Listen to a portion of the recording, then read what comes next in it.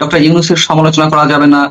আর doctor ইউনূসের সরকারের সময় যে ধরনের অপকর্মগুলো ঘটেছে, বিশেষ করে হাম বিষয়ে, মার্কিন বাণিজ্য চুক্তি নিয়ে, এরকম এক ধরনের ন্যারেটিভ তৈরি করা হচ্ছে বিশেষ বিশেষ কারো পক্ষ থেকে, যে ডক্টর ইউনূসের সম্বন্ধে ইচ্ছাকৃতভাবে পেইড এজেন্টরা নানান ধরনের আহ, অপতথ্য ছড়াচ্ছে, এবং এসব বিষয়ে কথা বলতে গেলে নাকি তাদের ভাষা অনুযায়ী কথিত ফ্যাসিস্ট বা শেখ হাসিনা ফিরে আসার একটা উর্বর ক্ষেত্র তৈরি হবে।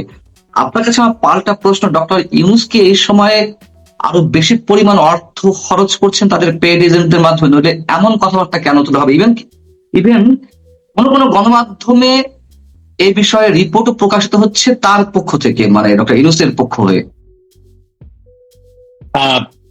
পেইড এজেন্ট বা নন পেইড এটা একটু বলা কঠিন, কারণ যথেষ্ট পরিমাণ শক্ত প্রমাণ হাতে না থাকলে তো একজনকে পেইড এজেন্ট হিসেবে অভিযুক্ত করা যায় না। কিন্তু যেই জায়গাটায় আমার কাছে খুব স্পষ্ট মনে হয় সেটি হচ্ছে একটা আদর্শগত জায়গা তো রয়েছেই।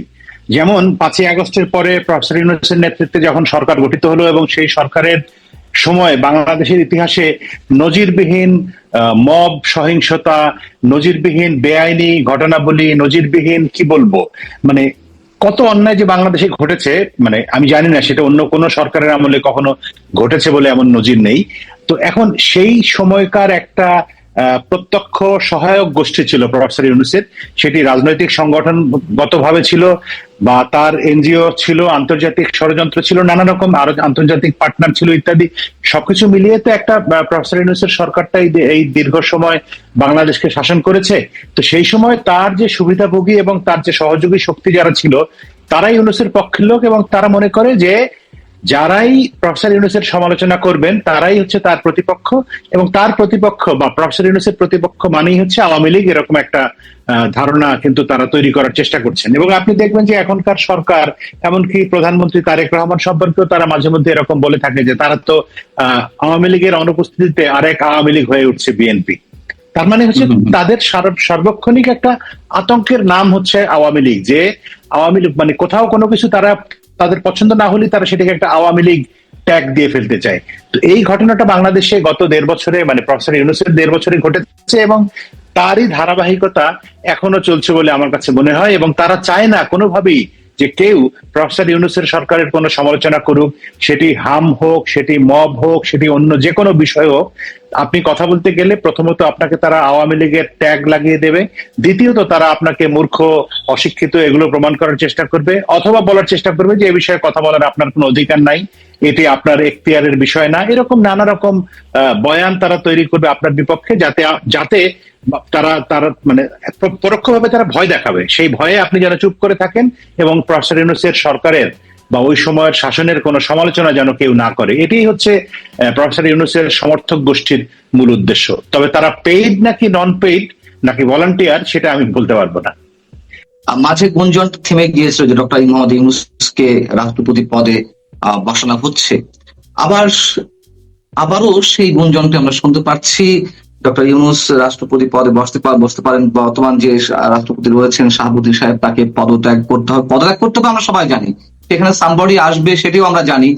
কিন্তু ডক্টর ইউনূসের বিষয়ে যে গুঞ্জনটি মাঝে থেমে গিয়েছিল, আবার সেটি উঠছে।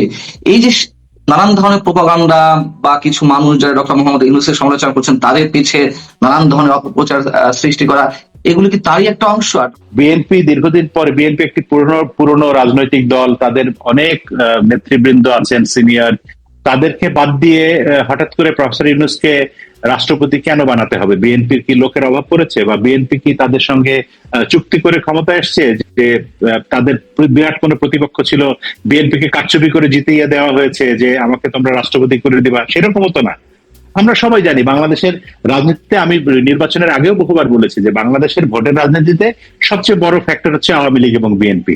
তো সেখানে বিএনপির অনুপস্থিতিতে আওয়ামী লীগ একা মাঠে গোল দেয়। গত ওই যে 14 সাল, 18 সাল বা অন্য কি বলে 23 সালে আমরা যে 24 সালে যেটা দেখেছি, আবার এবার আওয়ামী লীগ নেই, মানে অনেকটা ফাঁকা মাঠে বিএনপি গোল দিয়েছে।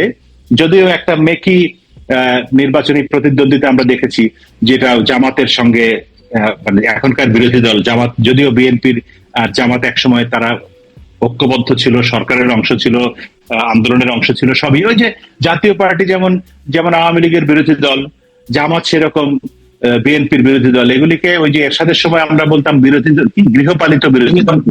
তো এরা এরা বাইরে বাইরে ভেতরে যতই ভাব দেখাক যে আসলে তো জামাত কোনো বিরোধী দল না, জামাত একই দল। আবার যদি ওই যে এখন কথাবার্তা হচ্ছে বিভিন্ন জায়গায় যে শেখ হাসিনা ফিরবে, আওয়ামী লীগ ফিরবে, ওই যে মাহফুজ আলম লিখেছে অমুক তমুক, কালকে যদি আওয়ামী লীগ ফিরে আসে রাজনীতির মাঠে, যদি তাদের নিষেধাজ্ঞা উঠে যায় বা একটা স্বাভাবিক পরিস্থিতি তৈরি হয়, তখন আবার দেখবেন যে জামাত, এনসিপি, বিএনপি সব এক হয়ে আওয়ামী লীগের প্রতিপক্ষ হিসেবে মাঠে থাকবে। তো এইসব বাস্তবতায় আমার কাছে যেটি, আপনি মূল জায়গায় আসি, যে আমার কাছে মনে হয় না যে প্রফেসর ইউনূসকে রাষ্ট্রপতি করার জন্য বিএনপিও খুব একটা তৎপর, আমার ব্যক্তিগত আপনি ধারণা। বলেছেন, আপনার হিসাবটা হয়তো একদিক থেকে অবশ্যই ঠিক আছে, কিন্তু আমি যদি পাল্টা প্রশ্ন করি যে এক নম্বর হচ্ছে আপনি বলেছেন তার ওই তিক্ত অভিজ্ঞতা থেকে তিনি আর ফিরে আসবেন না এই ধরনের পদে, ডক্টর ইউনূসের কথা বলেছেন। কিন্তু ডক্টর ইউনূস সম্পর্কে আমরা জানি যে সবসময় তিনি লাইন লাইটে থাকতে চান বা বিশেষ বিশেষ পদে তিনি বসতে চান, তিনি সহজে পদ ছাড়েন না, এই একটি বিষয়। দ্বিতীয় কথা হচ্ছে যে কেন বিএনপি তাকে করবে। পাল্টা প্রশ্ন যদি করা হয় যে ডক্টর ইউনূস মার্কিন চুক্তি করে গেল, সেই চুক্তির বিয়ের দর পেয়ে এগিয়ে নিয়ে যাচ্ছে বিএনপি। ডক্টর খলিল ডক্টর ইউনূসের উপদেষ্টা পরিষদে ছিলেন বিশেষ জায়গায়, তিনি হলেন পররাষ্ট্রমন্ত্রী। আশিক চৌধুরী বিডার চেয়ারম্যান, মার্কিন নাগরিক, তিনি এসে উড়ে এসে জুড়ে বসলেন, তিনি এখন বহাল তবিয়াতে আছেন। এরকম আরো অনেক এক্সাম্পল দেওয়া যাবে। জ্বালানি সমঝোতা স্মারক স্বাক্ষরিত হলো, যেখানে আমাদের জ্বালানি মন্ত্রী ছিলেন না, পররাষ্ট্রমন্ত্রী ডক্টর খলিল নিজ দায়িত্বে তিনি এগুলো করলেন। নতুন করে সামরিক চুক্তি কথা শোনা যাচ্ছে। অর্থাৎ সবকিছু আইদার ডিপ স্টেট অথবা মার্কিন যে এজেন্ডা গুলো, সেই এজেন্ডা বাস্তবায়নের পথে বিএনপি এগিয়ে চলেছে। আমরা ধারণা করেছিলাম বিএনপি এগুলো থেকে বেরিয়ে আসবে, কিন্তু আমরা দেখতে পাচ্ছি যে বিএনপি এগুলো সব বাস্তবায়নের পথে এগোচ্ছে। সেই জায়গা থেকে ডক্টর ইউনূসকে যদি বিশেষ জায়গা থেকে চাপ প্রয়োগের মাধ্যমে বসানোর কথা বলা হয়, সেটা কি অবাক হওয়ার কিছু থাকবে? আচ্ছা, না, সেরকম ক্ষেত্রে অবাক হওয়ার কিছু থাকবে না। এখানে দুইটা ইস্যু আমি বলতে চাই আলাদা করে। এক নম্বর ইস্যু হচ্ছে যে বিদ্যমান কাঠামো, যেটি বিদ্যমান সাংবিধানিক কাঠামোর ভেতরে প্রফেসর ইউনূস রাষ্ট্রপতি হবেন এবং তাকে ওই গণভবনের কি বলে বঙ্গভবনের একজন স্পিচ রাইটার একটা বক্তৃতা লিখে দিবেন, প্রধানমন্ত্রী তারেক রহমান সেটি অনুমোদন করবেন এবং তারপরে তিনি সেটি এই যে আমাদের শাহাবুদ্দিন চুপ্পু সাহেবের মতো অথবা পূর্ববর্তী রাষ্ট্রপতিদের মতো তিনি এটা পাঠ করে যাবেন। সেই রকম জায়গায় বোধহয় মানে প্রফেসর ইউনূসের প্রতি আমার সকল শ্রদ্ধা রেখেই বলছি যে তিনি বোধহয় ওই রকম একটা পুতুলের মতো রাষ্ট্রপতি হতে রাজি হবেন না নিজেও। তাকে যদি জামাত ইসলামী বা এনসিপি সোকল জুলাই সনদ বাস্তবায়নের জন্য নানান ধরনের চাপ দিচ্ছে, কিন্তু সেই জুলাই সনদ তো বিএনপি বাস্তবায়ন করছে না।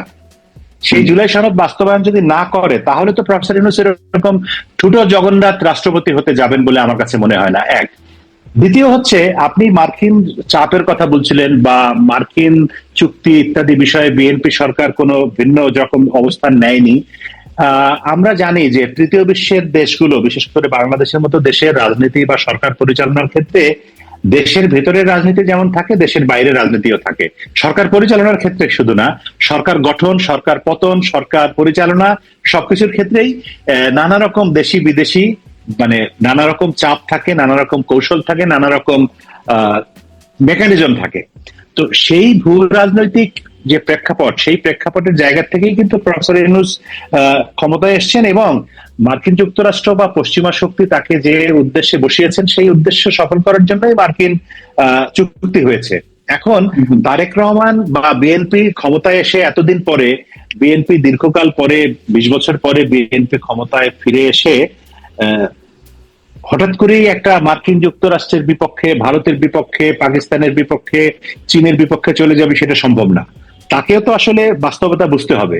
এটা আমি যেটি মনে করি সেটা হচ্ছে যে বিএনপি হুবহু সবকিছু ওই রকম ভাবে মেনে নেবে সেটি না। নিশ্চয়ই তারা পর্যালোচনা করবে, নিশ্চয়ই তারা তাদের মতো করে কিছুটা হলেও পরিবর্তন করার চেষ্টা করবে, সংযোজন, পরিমার্জন, বিয়োজন, যাই বলেন না কেন, মানে এটাকে একটা রিভিউ করার জায়গায় তারা নিয়ে আসবে এবং সেই আলোচনাগুলি বিএনপির ভিতরে আন্ডারনিথ কিন্তু আছে, স্রোতের মানে তলদেশে, পানির উপর থেকে সেটা দেখা যায় না।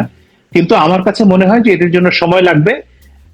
আর আপাতত যেহেতু তারা দীর্ঘদিন পরে ক্ষমতায় ফিরে এসছে, এখন তারা তাদের দলকে সংগঠিত করা, দেশের এই রাজনৈতিক, অর্থনৈতিক, সামাজিক অস্থিরতা, মব নিয়ন্ত্রণ ইত্যাদি, তারপরে একটা বড় চাপ তাদের উপরে যে জুলাই সনদের বাস্তবায়ন, তারপরে জুলাইয়ের হত্যাকাণ্ড ইত্যাদির বিচার, আওয়ামী লীগের রাজনীতিতে ফিরবে কি ফিরবে না, শেখ হাসিনা বলছেন দেশে ফিরবে, সবকিছু মিলিয়ে সরকারের উপরে তো নানান রকম চাপ রয়েছে। সেই চাপ মোকাবেলা করে এখনই সরকার মার্কিন চুক্তি রিভিউ করতে যাবে বলেও আমার কাছে মনে হচ্ছে না। সময় লাগবে, একটা নতুন সরকার, তাকে তো নাগরিকদের তরফ থেকেও সময় দেওয়ার বিষয় আছে। সময় দেওয়া বলতে বড় বড় পলিসি লেভেলের ক্ষেত্রে সময় দেওয়া, কিন্তু যখন কোনো ওই যে গতকালকের রামিসার ঘটনার কথা বলি, এরকম যখন কোনো অবিচার অন্যায় ঘটবে সেখানে কোনো সময় দেওয়া যাবে না, সেখানে সঙ্গে সঙ্গেই ব্যবস্থা নিতে হবে। কিন্তু রাষ্ট্রীয় দীর্ঘমেয়াদী পলিসি বা এরকম আন্তর্জাতিক পলিসি নির্ধারণের ক্ষেত্রে তারা ভেবেচিন্তে সময় নেবে। এইটা অন্তত সাংবাদিক হিসেবে, নাগরিক হিসেবে বা দেশের একজন অংশীদার হিসেবে আমি এটা আশা করি যে তারা এগুলো বিশ্লেষণ করবে, রিভিউ করবে বা এগুলোর ব্যাপারে পদক্ষেপ নেবে।